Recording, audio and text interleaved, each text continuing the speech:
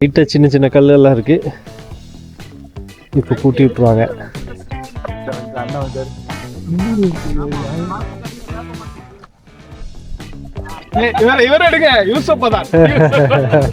நம்ம டீமோட யூசப் பதான் கார்த்திக். ஹாய் யூசப் பதான் சொல்லியாச்சு. நைன் மோங்கியா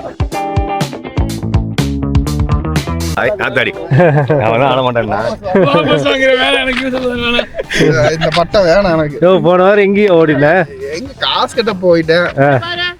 சரி இந்த வாரம் வந்து சேர்னா யூடியூப்ல இதெல்லாம் போட்டு விடுங்க. கோயில் பாளையம் கிரவுண்டு நாளைக்கு எங்களுக்கு மேட்ச்னே. போன வாரம் ஆள் சூடா இருந்தாரு. ஏன்னா ஃபர்ஸ்ட் மேட்ச் மட்டும் சூடா ஆச்சிரும்ல. ரெண்டு போனவனே பேசி ஆத்தியாச்சு. லோக்கல் பிளேயர் தான்.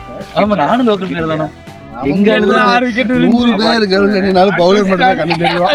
இங்க ஒரு ஃபீல்டரே குறுக்க வந்தாலும் போறவங்க வந்து ஆடுவாங்க. நடக்காது பாத்தீங்கல்ல, அது ஸ்ட்ரீட்ல கூட பரவாயில்லை.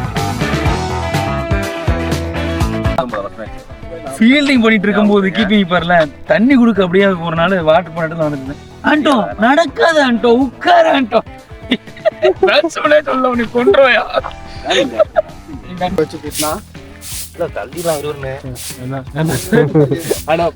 அவங்க வீட்டுக்கார அம்மா கிட்ட போட்டு வரணும். உங்க வீட்டுல என்னைக்காவது குட்டி இருக்காரா? கல்யாணம் பண்ணாலும் அதான் வேலைக்கிறீங்களா? 3 குழந்தைய வச்சு நான் கலப்புறல காலைல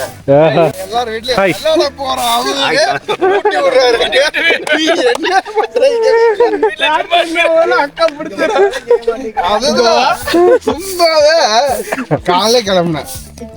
எதுக்கு காட்ட தூக்கிட்டு போறேன்னு அங்கேயாவது கொஞ்ச நேரம் நிம்மதியா இருக்கலாம்னு போறேன். இப்ப என்ன உன்னை கொடுமை பண்றாங்களா வீட்டுல? ஏண்டி இங்க இருந்த காய் வாங்கிட்டு வாங்குற, கறி வாங்கிட்டு வாங்குற, அங்க போயிட்டு வாங்குற, ஸ்கூலுக்கு போயிட்டு வாங்குற, காலை பாவலுக்கு கொஞ்ச நேரம் போய் உட்காரணும், உட்கார மாட்டேங்கிற. என்ன நீ வேற எடுத்துட்டு இருக்கா பண்ணி விடுறாரு.